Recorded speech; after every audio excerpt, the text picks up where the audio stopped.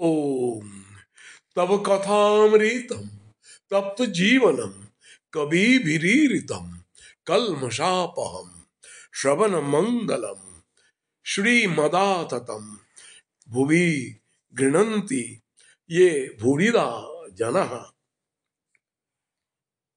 শ্রীমকথিত শ্রী শ্রীরামকৃষ্ণ কথামৃত পাঠ। শ্যামপুকুর বাটিতে ভক্ত সঙ্গে ঠাকুর শ্রীরামকৃষ্ণ।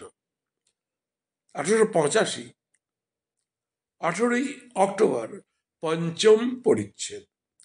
পুরুষ প্রকৃতি অধিকারী। ডাক্তার ঠাকুরের জন্য ঔষধ দিলেন, দুটি গ্লোবিউল। বলিতেছেন, এই দুইটি গুলি দিলাম, পুরুষ আর প্রকৃতি সকলের হাস্য। শ্রীরামকৃষ্ণ সহাস্যে, হ্যাঁ, ওরা একসঙ্গেই থাকে। পায়রাদের দেখো নাই, তফাতে তফাতে থাকতে পারে না। যেখানে পুরুষ সেখানেই প্রকৃতি, যেখানে প্রকৃতি সেখানেই পুরুষ। আজ বিজয়া। ঠাকুর ডাক্তারকে মিষ্টমুখ করিতে বলিলেন। ভক্তেরা মিষ্টান্ন আনিয়া দিতেছেন। ডাক্তার খাইতে খাইতে, খাবার জন্য থ্যাংক ইউ দিচ্ছি, তুমি যে অমন উপদেশ দিলে তার জন্য নয়। সে থ্যাংক ইউ মুখে বলবো কেন? শ্রীরামকৃষ্ণ সহাস্যে, তাতে মন রাখা। আর কি বলবো? আর একটু একটু ধ্যান করা। ছোট নরেনকে দেখাইয়া, দেখো দেখো, এর মন ঈশ্বরে একেবারে লীন হয়ে যায়। যেসব কথা তোমায় বলেছিলাম, ডাক্তার এদের সব বলো। শ্রীরামকৃষ্ণ, যার পেটে যা সয় ওসব কথা কি সবাই লোতে পারে? তোমাকে বললাম সে এক। মা বাড়িতে মাছ এনেছে, সকলের পেট সমান নয়। কারুকে পোলোয়া করে দিলে, কারুকে আবার মাছের ঝোল, পেট ভালো নয়। সকলের হাস্য। ডাক্তার চলিয়া গেলেন। আজ বিজয়া। ভক্তেরা সকলে ঠাকুর শ্রীরামকৃষ্ণকে সাষ্টাঙ্গে প্রণিপাত করিয়া তাঁর পদধূলি গ্রহণ করিলেন।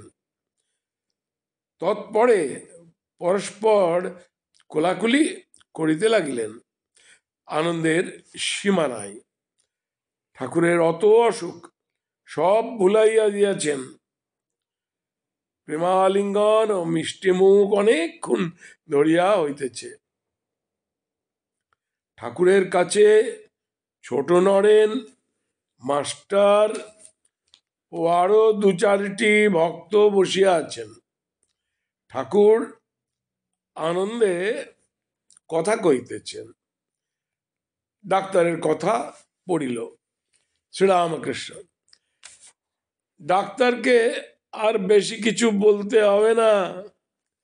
গাছটা কাটা হয়ে এলে যে ব্যক্তি কাটে সে একটু দূরে দাঁড়ায়। খানিকক্ষণ পরে গাছটা আপনি পড়ে যায়। ছোট নরেন সহাস্যে, সবই প্রিন্সিপাল। শ্রীরামকৃষ্ণ মাস্টারকে, ডাক্তার অনেক বদলে গেছে না? মাস্টার, আগে হ্যাঁ, এখানে এলে হতবুদ্ধি হয়ে পড়েন। কি ঔষধ দিতে হবে আদপেই সে কথা তোলেন না। আমরা মনে করে দিলে তবে বলেন, হ্যাঁ হ্যাঁ ঔষধ দিতে হবে। বৈঠকখানা ঘরে ভক্তেরা কেউ কেউ গান গাইতেছিলেন। ঠাকুর যে ঘরে আছেন সেই ঘরে তাঁরা ফিরিয়া আসিলে পর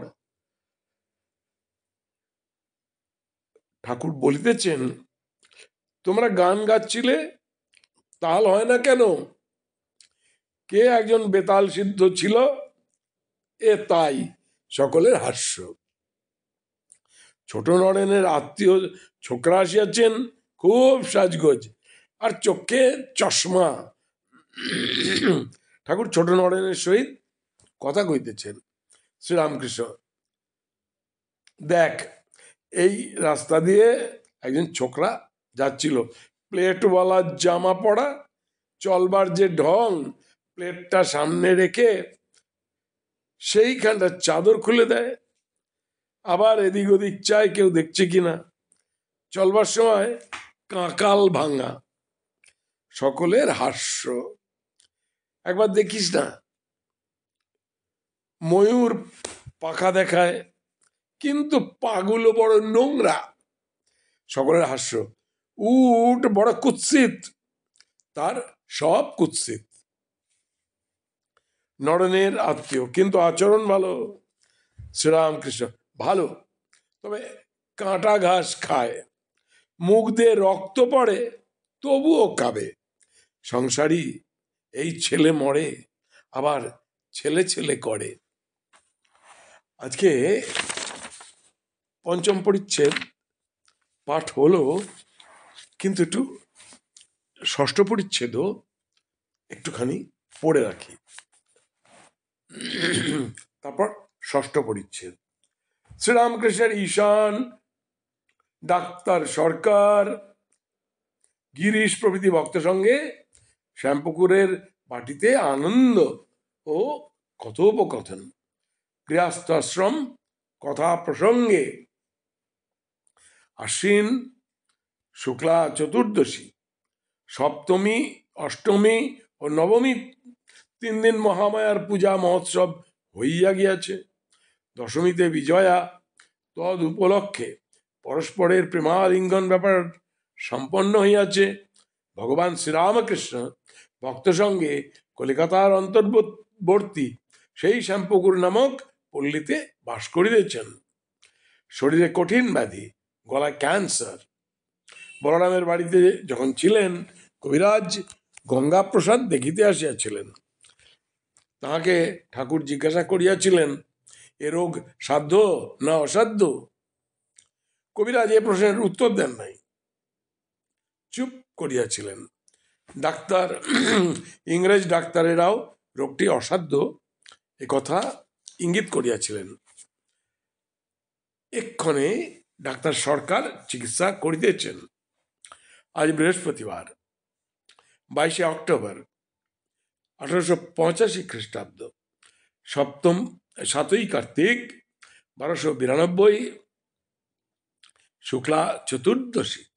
শ্যামপুকুর স্থিত একটি দ্বিতল গৃহ মধ্যে শ্রীরামকৃষ্ণ দুতলা ঘরের মধ্যে শয্যা রচনা হইয়াছে, তাহাতে উপবিষ্ট ডাক্তার সরকার, শ্রীযুক্ত ঈশানচন্দ্র মুখোপাধ্যায় ও অন্য ভক্তরা সম্মুখে এবং চারিদিকে সমাসীন।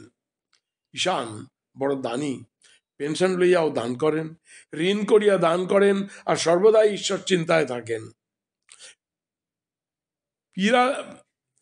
পীড়া শুনিয়া তিনি দেখিতে আসিয়াছেন।